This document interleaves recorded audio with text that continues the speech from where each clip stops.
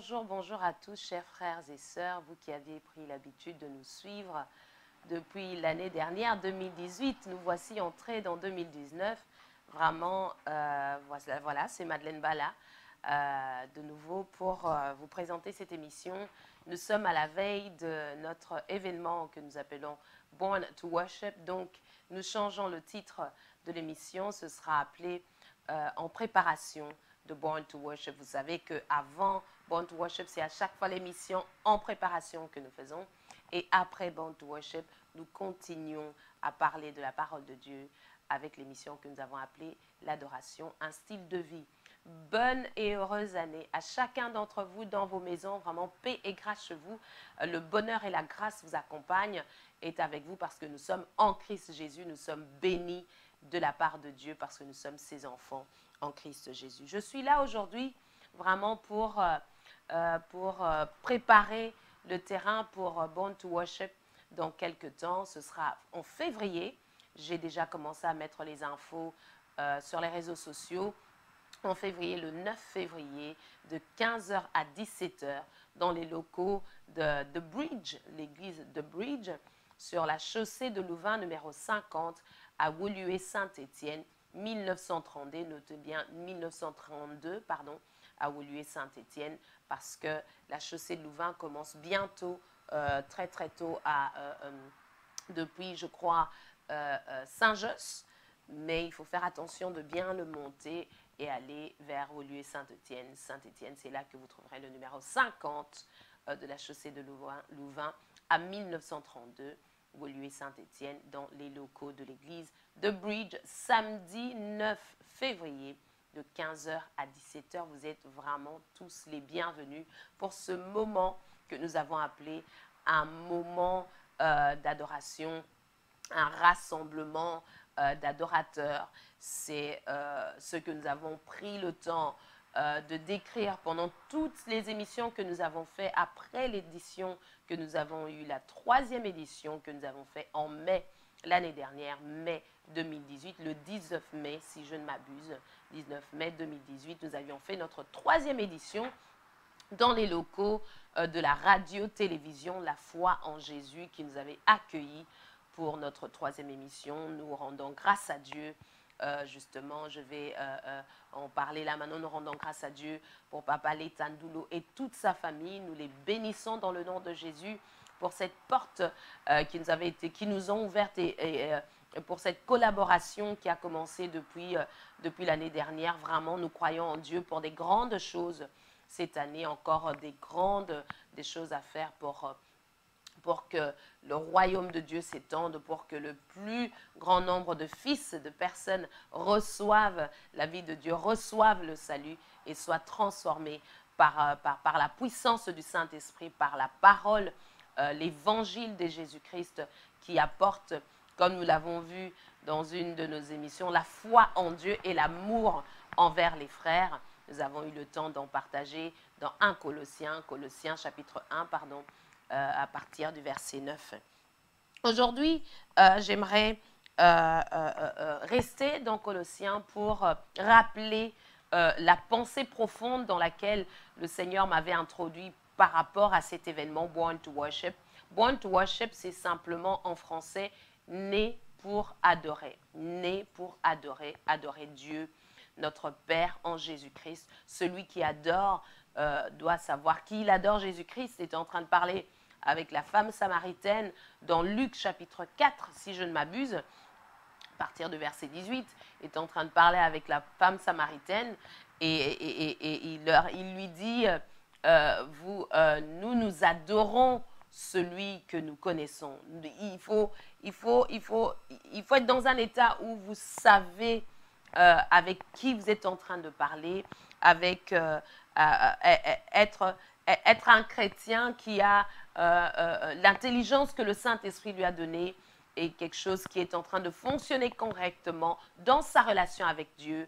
Ce n'est pas du fanatisme dans lequel il est, mais c'est la joie, la paix et la justice dans le Saint-Esprit qui conduit sa relation. Tout ça pour dire que Le moment d'adoration rassemble des adorateurs. C'est un moment dans lequel plusieurs personnes viennent, des personnes qui ont leur relation avec Dieu. Nous avons dit que l'adorateur, c'est simplement celui qui croit, le croyant, celui qui a reçu Jésus-Christ comme Seigneur et Sauveur et qui a cette relation, pardon, excusez-moi, c'est mon téléphone, qui a cette relation-là personnelle avec le Père et qui, dans cette relation-là, prend le temps d'être en intimité, prend le temps de parler, prend le temps de s'exprimer. L'adoration, c'est ce moment-là où on est en symbiose avec Dieu, on lui rend grâce pour ce qu'il est pour nous, on lui rend grâce pour son amour qui est venu vers nous et qui nous a changés, qui nous a transformés au travers du salut. L'adoration naît dans le salut, dans la compréhension du salut. Nous l'avons aussi partagé ici dans les studios de la radio-télévision La Foi en Jésus. Je rappelle que vous pouvez nous suivre chaque vendredi. Nous avions fait une pause qui était censée durer 1 mois, mais qui a pris un peu plus de temps. C'était encore pour mieux vous servir. La radio-télévision La Foi en Jésus, vous pouvez nous suivre sur le bouquet Orao TV chaque vendredi dès 20h du soir. Vous savez suivre cette émission qui à chaque fois varie de thème. Avant Born to Worship, c'est appelé En préparation de Born to Worship. Et après l'événement, le titre chant, ça devient L'adoration, un style de vie. Quand nous avons commencé la pub par rapport à l'événement que nous aurons prochainement, nous avons commencé déjà sur Facebook, par exemple, à mettre certaines émissions de l'année passée. Nous allons essayer d'en mettre encore un peu plus jusqu'à arriver à l'événement. Et ne vous inquiétez pas, même après l'événement, vous allez continuer à partager des moments où nous serons bénis par la parole de Dieu. Vraiment, comme je le disais, j'aimerais rappeler la pensée profonde que Dieu m'a donnée pour cet événement. C'est dans Colossiens, chapitre 1, le verset 12 au verset 14. C'est l'apôtre Paul qui est en train d'exhorter les chrétiens dans cette ville grecque à l'époque qui s'appelle Colosse. Et donc, il parle aux Colossiens et il leur dit « Rendez grâce au Père qui vous a rendu capable d'avoir part à l'héritage des saints dans la lumière et qui vous a délivré de la puissance des ténèbres et qui nous a délivré de la puissance des ténèbres et nous a transportés dans le royaume du Fils de son amour en qui nous avons la rédemption, la rémission des péchés. » Comme vous le savez, j'aime toujours lire en contexte, donc je vais aller depuis le début pour arriver dans ce passage-là. Mais vous pouvez déjà voir que c'est comme une conclusion d'une série de recommandations que l'apôtre Paul était en train de leur donner. Et donc le verset 1 du chapitre 1 dit « Paul, apôtre de Jésus-Christ, par la volonté de Dieu, et le frère Timothée, aux saints et fidèles frères en Christ qui sont à Colosse, comme je disais, que la grâce et la paix vous soient données de la part de Dieu, notre Père. Nous rendons grâce à Dieu, verset 3, le Père de notre Seigneur Jésus-Christ, et nous ne cessons de prier pour vous, ayant été informés de votre foi en Jésus-Christ et votre charité pour tous les saints. » Nous en avons longuement partagé dans notre série la puissance de l'amour de Dieu l'année passée. Je pense, si je ne m'abuse, c'était au mois d'août. Donc, il dit au verset 4, « Ayant été informés de votre foi en Jésus-Christ et de votre charité pour tous les saints, à cause de l'espérance qui vous est réservée dans les cieux, et que la parole de la vérité, la parole de l'évangile, vous a précédemment fait connaître. Il est au milieu de vous et dans le monde entier. Il porte des fruits et il va grandissant, comme c'est aussi le cas parmi vous depuis le jour où vous avez entendu et connu la grâce de Dieu conformément à la vérité, d'après les instructions que vous avez reçues d'Épaphras, notre bien-aimé compagnon de service, qui est pour vous un fidèle ministre de Christ et qui nous a appris de quelle charité l'Esprit vous anime. J'aime beaucoup ce verset. Et donc, là c'est le verset 8 et donc on atterrit alors au verset 9. C'est pour cela que nous aussi, depuis le jour où nous en avons été informés, nous ne cessons de prier Dieu pour vous et de demander que vous soyez remplis de la connaissance de sa volonté, en toute sagesse et intelligence spirituelle, pour marcher d'une manière digne du Seigneur et lui être entièrement agréable. portant des fruits en toutes sortes de bonnes œuvres et croissant par la connaissance de Dieu, fortifié à tous égards par sa puissance glorieuse, en sorte que vous soyez toujours et avec joie, persévérants et patients. Ce sont des passages que nous avons longuement partagés aussi pendant quelques émissions l'année dernière. J'arrive alors au verset 12, là où l'apôtre Paul est en train de dire « Rendez grâce au Père ». Donc, il donne toutes ces raisons et il dit « Rendez grâce au Père ». Le verset 12 nous montre l'adoration qui vient en réponse à quelque chose qu'on a reçu. Qu'avons-nous reçu? Le salut en Jésus-Christ. Il explique ce qui s'est passé, il explique la transformation qui s'est passée. Je vais remonter au verset 3, il dit « Nous rendons grâce à Dieu le Père de notre Seigneur Jésus-Christ et nous ne cessons de prier pour vous, ayant été informés de votre foi en Jésus-Christ et de votre charité pour tous les saints. » Je vais revenir un petit peu sur ce qu'on avait partagé pendant cette série-là, la puissance de l'amour de Dieu, le mois d'août l'année passée, pour qu'on puisse comprendre la pensée profonde de Dieu par rapport à ce moment d'adoration, ce rassemblement d'adorateurs que nous avons appelé « Born to Worship », né pour adorer. Nous adorons celui que nous connaissons, celui qui nous a sauvés en Jésus-Christ, celui qui est venu nous donner son amour. Et alors Paul est en train d'expliquer, il dit que Épaphras était un fidèle ministre de Dieu, serviteur de Jésus-Christ, qui est venu et qui leur a apporté la bonne nouvelle, l'évangile de Christ. Cet évangile, qu'est-ce que cet évangile est venu leur donner? La grâce de Dieu. La grâce de Dieu est venue vers nous. Nous qui étions éloignés de Dieu par nos pensées, par notre manière de fonctionner, à cause du péché d'Adam qui nous avait éloignés de la gloire de Dieu. En Jésus-Christ, Dieu nous a graciés. Il nous a donné une opportunité, l'occasion d'être réconciliés avec lui. Vous allez trouver ça dans 1 Corinthiens chapitre 5. Vous lisez 1 Corinthiens chapitre 5, vous trouverez le passage sur la réconciliation qui est faite entre Dieu et l'humanité au travers de Jésus-Christ, et le verset 17 qui dit que maintenant nous sommes des nouvelles créatures en Jésus-Christ. Et donc l'apôtre Paul est en train d'expliquer que Épaphras est un de ses collègues qui est venu avec la parole de Christ, l'évangile de Jésus-Christ, et leur a apporté dans cet évangile la grâce de Dieu, leur a présenté la grâce de Dieu, leur a présenté l'amour de Dieu exprimé dans cette faveur imméritée qui leur est donnée. Et donc, dans cet amour, quand ils l'ont reçu, quand ils y ont cru, quand ils ont décidé de mettre leur confiance en cette parole-là de grâce, ils y ont trouvé de l'espérance. L'espérance de leur salut. Je vais lire. Chapitre 3.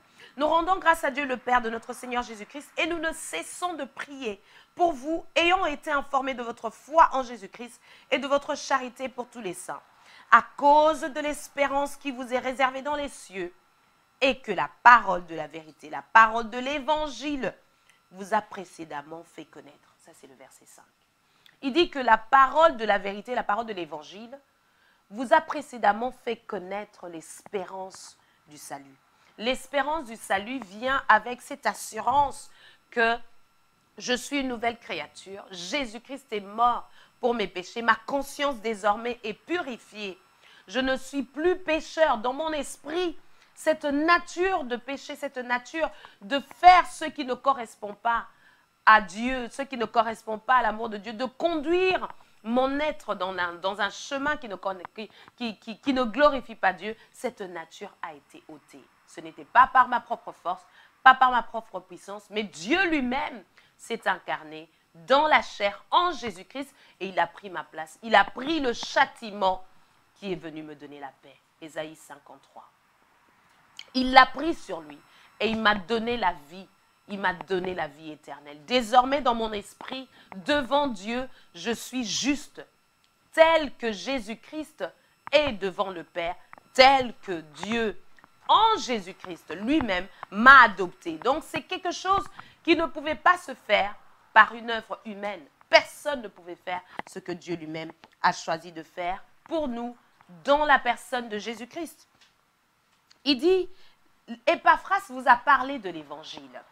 Et dans cet évangile, il y avait l'amour de Dieu qui a été présenté envers vous comme cette grâce, cette faveur imméritée.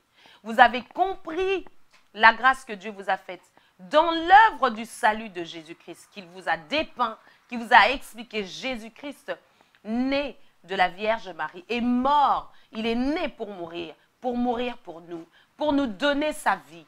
Parce que nous devions mourir. C'est nous qui étions condamnés à la mort à cause de l'offense qu'Adam avait commis dans le jardin d'Éden. Il a désobéi à la volonté de Dieu. Il avait désobéi à l'instruction de Dieu. Il a préféré se soumettre au mensonge du diable et il est sorti de la volonté de Dieu. Et en Jésus-Christ, Dieu nous a réconciliés à lui-même. C'est Dieu lui-même qui a fait ce travail-là. Nous n'étions pas capables de le faire. J'insiste sur le « nous n'étions pas capables de le faire » pour vous montrer pourquoi l'apôtre Paul est en train de dire dans le verset 12 « Rendez grâce à Dieu ». Je continue. Donc cette grâce est venue et a apporté l'espérance. L'espérance de quoi? Que désormais, nous sommes des nouvelles créatures en Jésus-Christ. Que désormais, nous avons été transformés. Que désormais, nous sommes changés. Que désormais, personne ne peut plus nous condamner. Il n'y a plus aucune condamnation pour ceux qui sont en Jésus-Christ. Romains chapitre 8, si je ne m'abuse, je vais vérifier rapidement. Romains chapitre 8, au verset 1.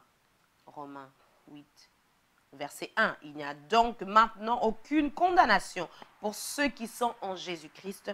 En effet, la loi de l'esprit de vie, en Jésus-Christ m'a affranchi de la loi du péché et de la mort.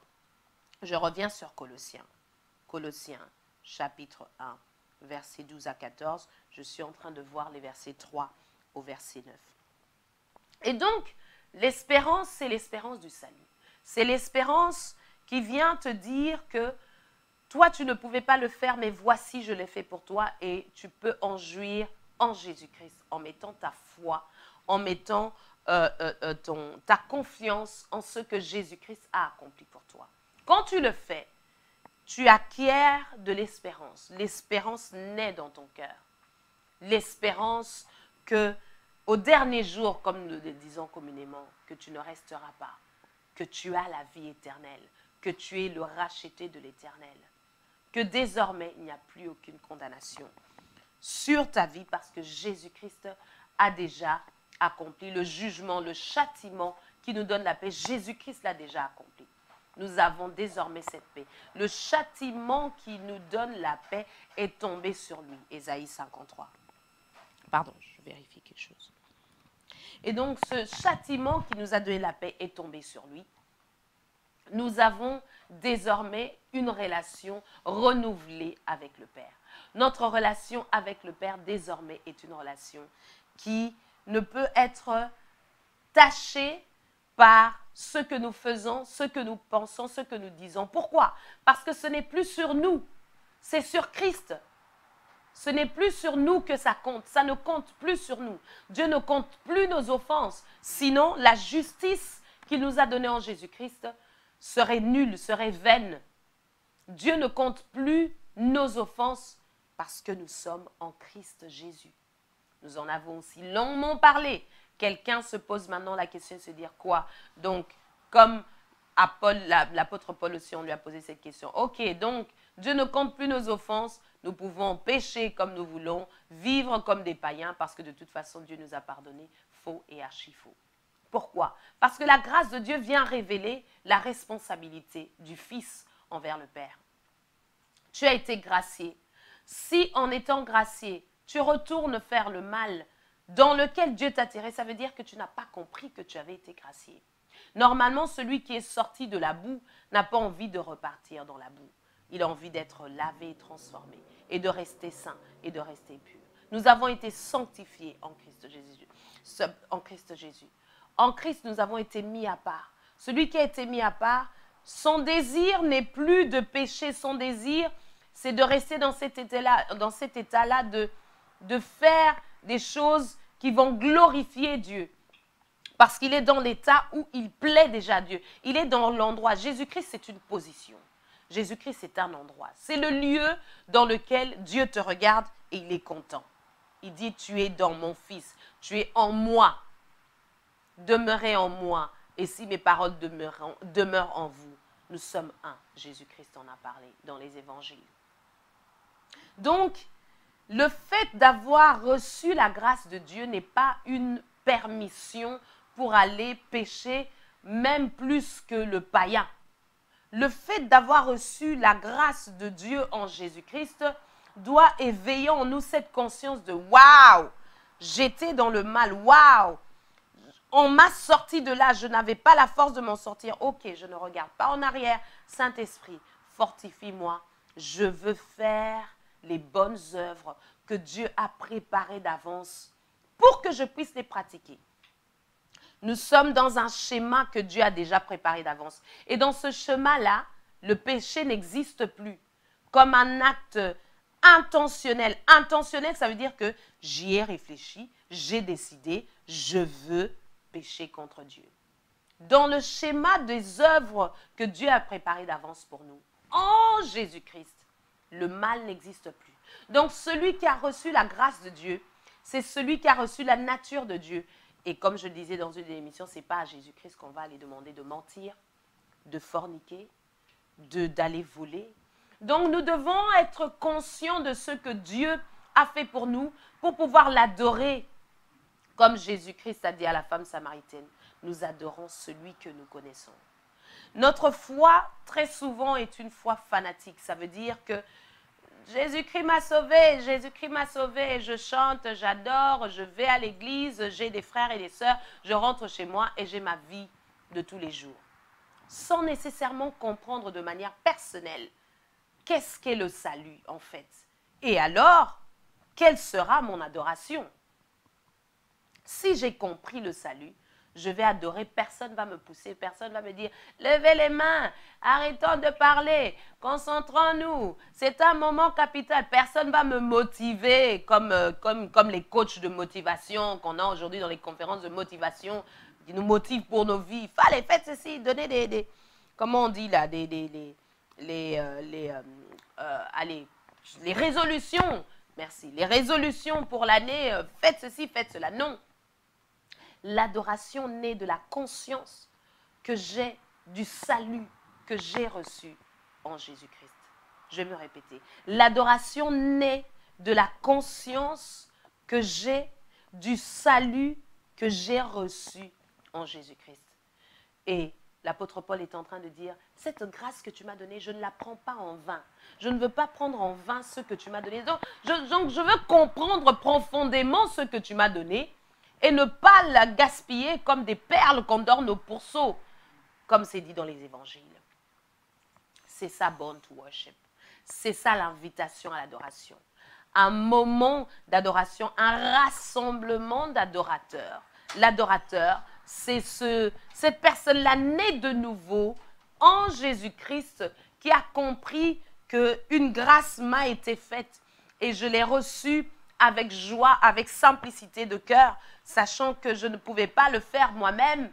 Mais alors, je ne pouvais pas le faire moi-même, il ne s'agit pas non plus que j'y reparte parce que désormais on m'a dit que c'est en Jésus-Christ que Dieu me voit. Alors, de temps en temps, je sors de Christ, je pêche un petit peu, je reviens en Christ, je demande pardon, je sors de Christ, je pêche un petit peu, je reviens en Christ, je demande pardon. C'est un retard sur ta propre vie, mon frère et ma sœur, que tu seras en train de faire. Parce que Dieu, assis sur son trône, n'est pas affecté par tes actes.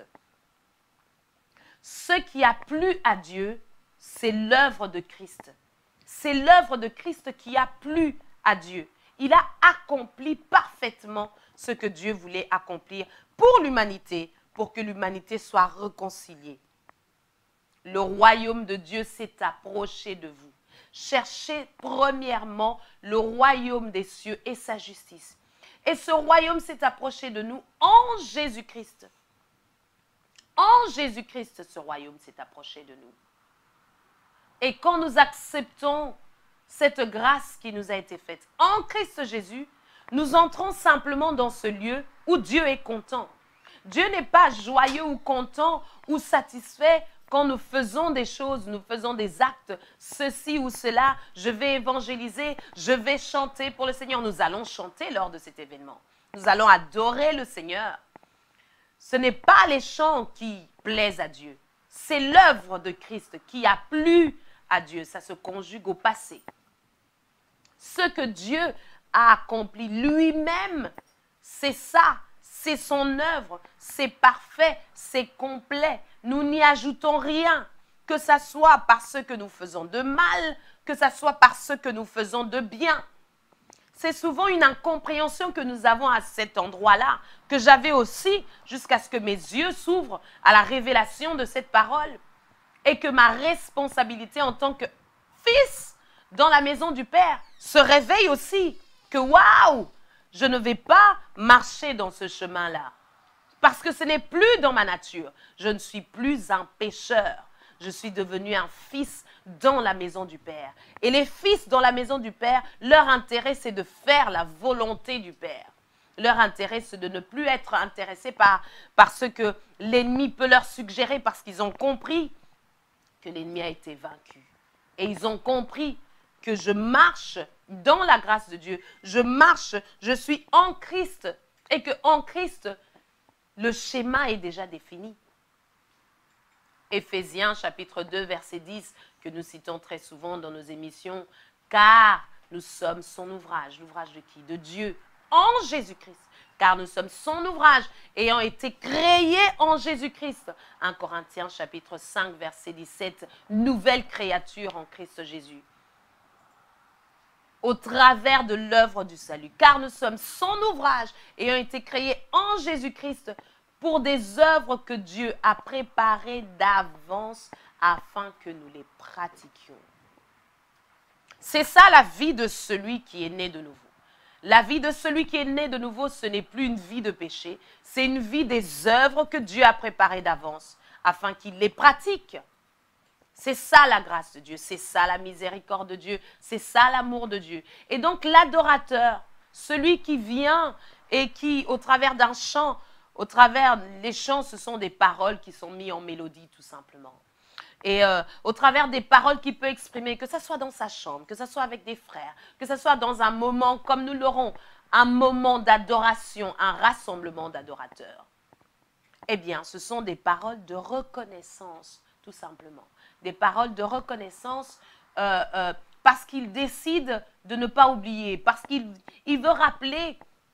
Il veut rappeler à sa conscience que tu es né de nouveau parce que nous avons souvent tendance à oublier avec les choses de la vie. Facilement, nous oublions que nous sommes nés de nouveau et nous nous retrouvons à être tentés de faire des choses qui ne correspondent pas aux bonnes œuvres que Dieu a préparées d'avance pour que nous puissions les pratiquer.